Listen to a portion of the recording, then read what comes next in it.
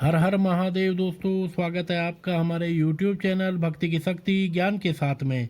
दोस्तों, आज के इस वीडियो में हम आपको बताएंगे, यदि आपके घर में बढ़ रहा है ग्रह कलेश और गरीबी, तो आज ही निकाल फेंके ये चीज़ें और करें शांति के ये उपाय।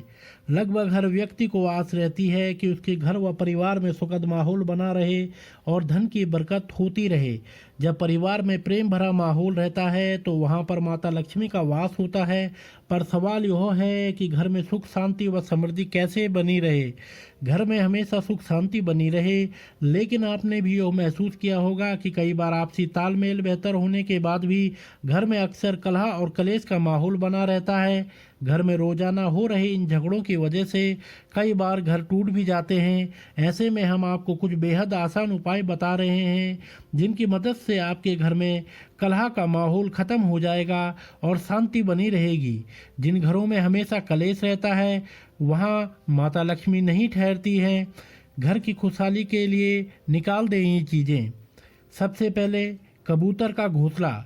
शास्त्रों में ऐसी मान्यता है कि घर में कबूतर का घोंसला होने से बीमारी व आर्थिक स्थिति खराब बनी रहती है।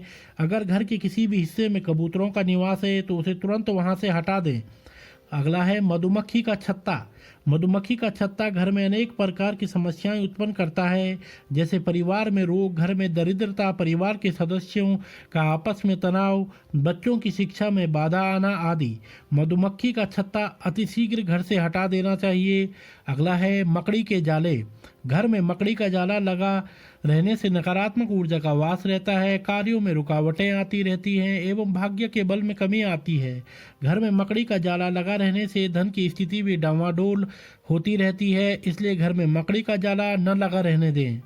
अगला है टूटा हुआ शीशा।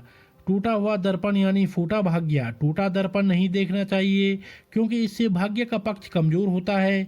वास्तु के अनुसार घर में टूटा हुआ शीशा रखने से मानसिक व्याधियां बनी रहती हैं तथा यह घर में दरिद्रता भी पैदा करता है।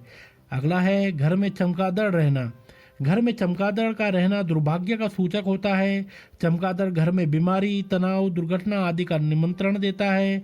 यदि आपके घर से कहीं पर आसानी से चमगादड़ दिखते हैं तो शाम के वक्त घर की खिड़कियों को बंद कर देना चाहिए। अगला है दीवारों में छिद्र होना।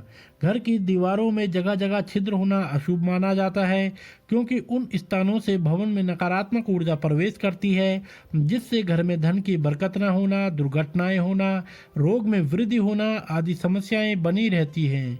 अगला है टपकता हुआ नल। यदि घर में कहीं पर भी नल का पानी टपक रहा है तो यह अशुभ संकेत है।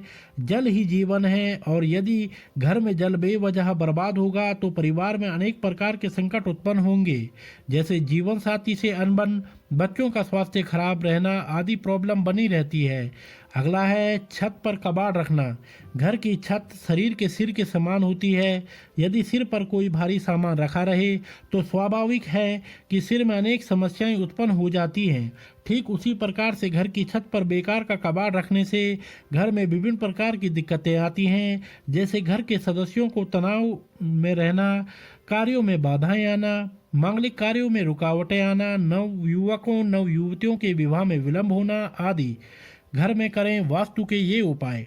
घर का कलेश दूर करने में कपूर आपकी मदद कर सकता है। रात में सोने से पहले किसी पीतल के बर्तन में कपूर लेकर उसे गाय के शुद्ध घी में डुबोकर जलाएं। इस उपाय से घर का ग्रह कलेश दूर होता है और घर में शांति आती है। आप चाहें तो सप्ताह में किसी एक दिन कपूर जलाकर उसका धुआं घर में देने से भी ग्रह कलेश नहीं होता है और शांति बनी रहती है। कलह से निपटने में केसर का भी उपाय आपके लिए फायदेमंद हो सकता है। इसके लिए चुटकी भर केसर को पानी में मिलाकर स्नान करें। स्नान के बाद पूजा पाठ करें और फिर केसर का तिलक लगाएं। केसर वाला दूध पीने से भी घर में शांति आती है और कलेश नहीं होता है। नमक का उपाय भी घर में कलह और कलेश को दूर करने में मदद कर सकता है। इसके लिए घर में पोछा लगाने वाले पानी में थोड़ा सा नमक मिला दें और इसी से पूरे घर में पोछा लगाएं।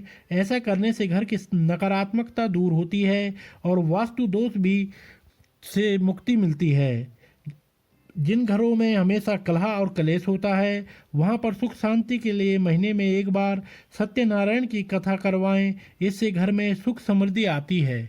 तो दोस्तों, अगर आपको यह वीडियो पसंद आया हो तो आप हमारे चैनल को लाइक, कमेंट, शेयर, सब्सक्राइब अवश्य करें और बेल आइकन दबाना ना भूलें, जिससे हमारी आने वाली सभी वीडियोस की नोटिफिकेशंस आप तक सही समय से पहुंचती रहेंगी। तो आप सभी मित्रों का बहुत बहुत धन्यवाद।